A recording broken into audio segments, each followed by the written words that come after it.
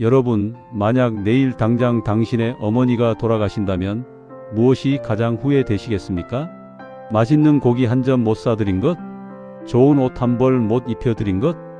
저는 제 어머니가 평생 자유라는 단어 한 번 입에 담지 못하고 차가운 북녘 땅에서 눈 감으실까봐 그게 무서워 어머니를 등에 업고 압록강을 건넜습니다. 올해 80이신 제 어머니는 지금 제 등에 업혀 생사의 강을 건너고 계십니다. 세상 모든 자식은 어머니가 돌아가신 뒤에야 비로소 그 이름이 사랑이었음을 깨닫습니다. 저는 그 뒤늦은 후회를 하지 않기 위해 제 목숨을 걸었습니다. 함경북도의 작은 오두막, 그곳이 우리 세계의 전부였습니다. 장마당에서 짐을 나르며 번 푼돈으로 옥수수 한 알을 나눠 먹는 게 유일한 행복이었죠. 하지만 어머니의 기침 소리에 섞여 나온 붉은 피를 본 순간 제 심장은 멎어버렸습니다. 약도 없고 돈도 없는 그곳에서 어머니는 서서히 꺼져가는 등불 같았습니다. 남쪽 가면 이런 건 병도 아니라던데, 의사의 그 한마디가 제 가슴에 불을 질렀습니다. 어머니에게 인간답게 대우받는 마지막 1년을 선물하고 싶었습니다. 칠흑 같은 밤, 저는 전 재산을 털어 브로커를 샀습니다. 거동도 못하시는 어머니를 포대기로 칭칭 감아 등에 업었습니다. 어머니는 떨리는 목소리로 말씀하셨습니다. 철수야, 난 여기서 죽어도 여한이 없다. 너만이라도 살아라. 저는 어머니의 손을 꽉 쥐며 대답했습니다. 어머니, 나만 믿으세요. 저 강 건너면 흰 쌀밥에 고기국 매일 드실 수 있어요.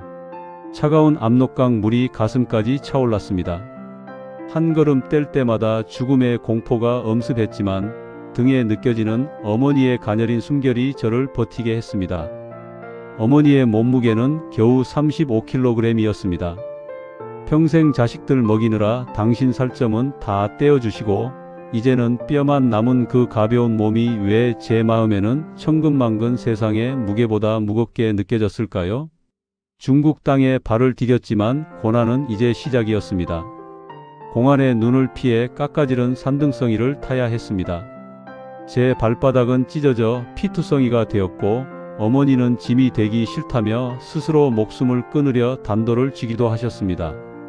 저는 어머니를 끌어안고 통곡했습니다. 어머니, 자식에게 어머니는 짐이 아니라 집입니다. 집이 없는 자식이 어디로 돌아가겠습니까? 제발 저를 고아로 만들지 마세요. 제발 살아서 같이 꽃구경 가요. 동남아의 덥고 습한 정글을 지나 마침내 한국 대사관 문을 두드렸을 때 제 몰골은 이미 사람의 것이 아니었습니다. 하지만 상관없었습니다. 어머니가 살아계셨으니까요. 한국에 도착해 병원 침대에 누운 어머니의 손을 잡고 저는 아이처럼 울었습니다. 어머니, 이제 진짜 다 왔어요. 이제 안 굶어도 돼요. 지금 제 앞에는 분홍색 꽃무늬 옷을 입은 어머니가 계십니다. 휠체어에 앉아 서울의 화창한 공원을 바라보며 난생 처음 보는 화려한 꽃밭을 보며 아이처럼 웃으십니다.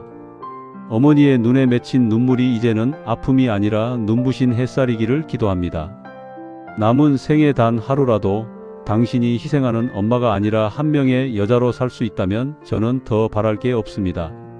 제 어머니의 마지막 기억이 배고픔과 공포가 아니라 이 눈부신 햇살과 달콤한 꽃향기라는 것, 그것만으로 제 삶의 모든 고통은 보상받았습니다.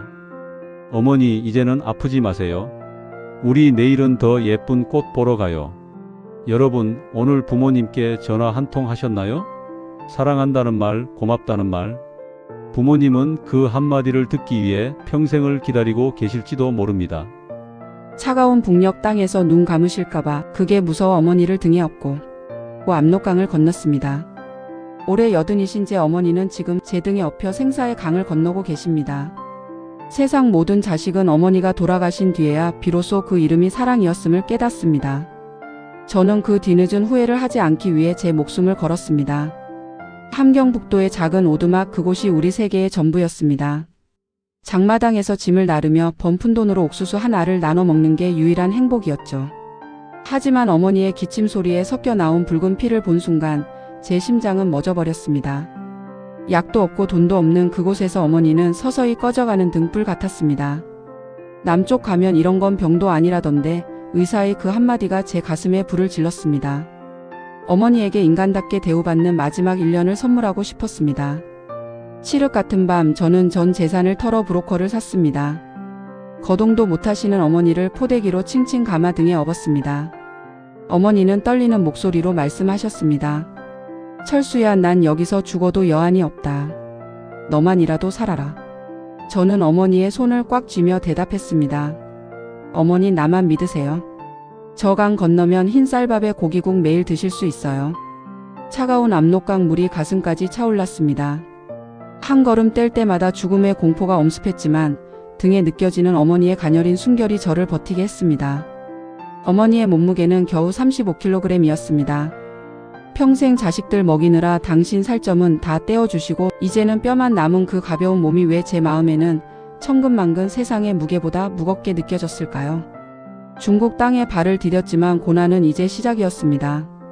공안의 눈을 피해 깎아지른 산등성이를 타야 했습니다. 제 발바닥은 찢어져 피투성이가 되었고 어머니는 짐이 되기 싫다며 스스로 목숨을 끊으려 단도를 쥐기도 하셨습니다. 저는 어머니를 끌어안고 통곡했습니다. 어머니, 자식에게 어머니는 짐이 아니라 집입니다. 집이 없는 자식이 어디로 돌아가겠습니까? 제발 저를 고아로 만들지 마세요. 제발 살아서 같이 꽃구경 가요. 동남아의 덥고 습한 정글을 지나 마침내 한국 대사관 문을 두드렸을 때 제 몰골은 이미 사람의 것이 아니었습니다. 하지만 상관없었습니다. 어머니가 살아계셨으니까요.